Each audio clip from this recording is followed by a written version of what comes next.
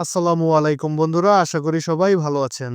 আপনারা অনেকেই হয়তো জানেন যে মিশর ও ইসরায়েলের সম্পর্ক কখনোই একেবারে ঘনিষ্ঠ ছিল না। এটি ইতিহাস ও কূটনীতির জটিলতার এক দীর্ঘরেখা।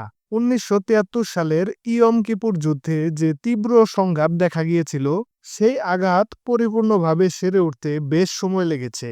তারপরও ১৯৭৭ সালে আনোয়ার সাদাতের জেরুজালেম সফর কূটনীতিকভাবে এক বিরাট মোড় হয়ে দাঁড়ায়। তিনি আরব সরকারের ও নিজ দেশের একাংশের আপত্তি অগ্রাহ্য করেই সিনাই ফিরিয়ে দেওয়ার বিনিময়ে ইসরায়েলের সঙ্গে শান্তি চুক্তি সই করেন। এর আগ পর্যন্ত সিনাই বাদেও মিশরের সর্বসাধারণ ইসরায়েলকে শত্রু হিসেবেই উল্লেখ করত।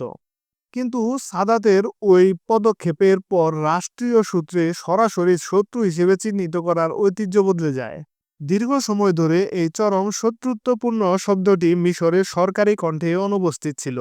তবে চলতি বছরে দোহায় আয়োজিত আরব ইসলামিক সম্মেলনে মিশরের রাষ্ট্রপ্রধান আব্দুল ফাত্তাহ আল সিসি আবার এক বদলে যাওয়া পরিস্থিতি নির্দেশ করলেন। তিনি ইসরায়েলকে পুনরায় শত্রু বলে অভিহিত করলেন। এ ধরনের ভাষ্য ঐতিহাসিক প্রেক্ষাপটে দৃষ্টিগ্রাহ্য ও ইঙ্গিতপূর্ণ বলেই বিশ্লেষকরা মনে করছেন। এর আগেও কায়রো স্পষ্ট করেছে যে কাতারে সংগঠিত হামলার পর যদি ইসরায়েল হামাসের মাধ্যমে মিশরীয় ভূখণ্ডে আগ্রাসনের চেষ্টা করে, মিশর সেটা প্রতিরোধে পিছপা হবে না। তেল আবিব থেকে যদি আঘাত আসে, সেই আশঙ্কা মিশরের কূটনৈতিক ও সামরিক পর্যায়ে গভীর সতর্কতা জাগিয়েছে। দোহার মঞ্চে রাষ্ট্রপ্রধান সিসি অন্যান্য আরব নেতাদেরও আহ্বান জানান শত্রুর প্রতি নমনীয় মনোভাব ত্যাগ করে শক্ত অবস্থান নেওয়ার প্রয়োজন, এবং তাদের বলেন ইসরায়েল সংক্রান্ত নীতি পরিবর্তনে সাহসী হতে হবে।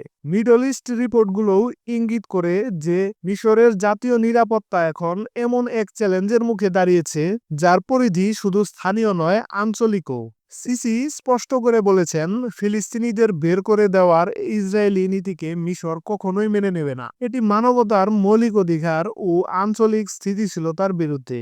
একই সময় কায়রোর সামরিক প্রস্তুতিও তীক্ষ্ণ হচ্ছে।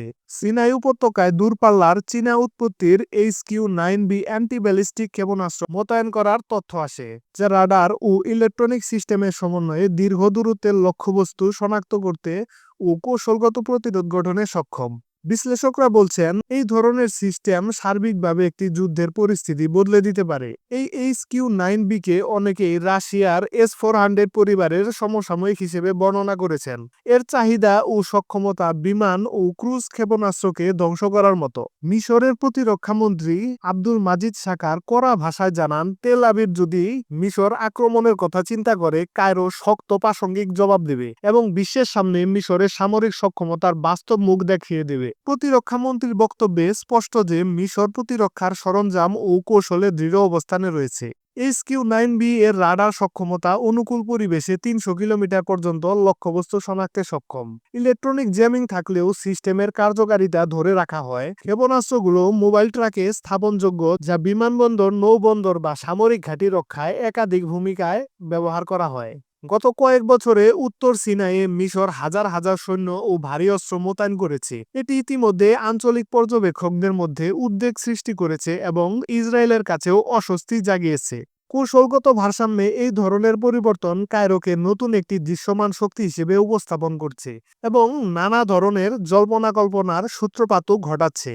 এই সব কিছুর উপর ভিত্তি করে বিশ্লেষণ করলে দেখা যায়, মিশর এখন কূটনৈতিকভাবে কড়া বার্তা দিচ্ছে এবং সামরিকভাবে নিজেদের সক্ষমতা দৃশ্যমান করছে।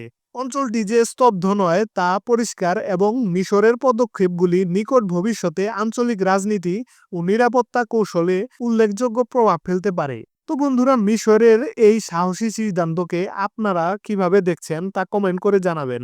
আন্তর্জাতিক ভূরাজনীতি ও সামরিক বিষয়ে বিশ্লেষণমূলক ভিডিও পেতে চ্যানেলটি সাবস্ক্রাইব করে রাখুন। পরবর্তী ভিডিও নিয়ে খুব শীঘ্রই আপনাদের মাঝে ফিরে আসবো ইনশাল্লাহ। সে পর্যন্ত সবাই ভালো থাকুন, সুস্থ থাকুন এবং আমাদের প্রিয় বাংলাদেশকে ভালোবাসুন।